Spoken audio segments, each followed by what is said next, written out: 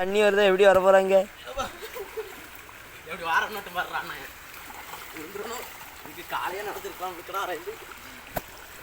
செருப்பு வேறலாம் நாசமாக இருக்குதா? கிட்டத்தட்ட நடந்துட்டு கையுக்குள்ள இன்னைக்கு என் செருப்பு 350 ரூபா போச்சு. கையை கூட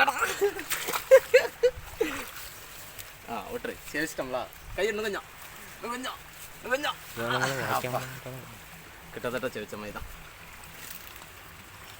முக்கியமான நேரத்தில் காலை உடச்சிட்டாங்க.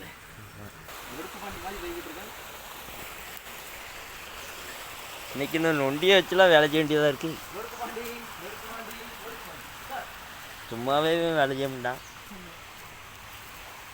காலில் சின்ன கட்டை தான் குத்திச்சு. இப்படி ஏமாத்தானே.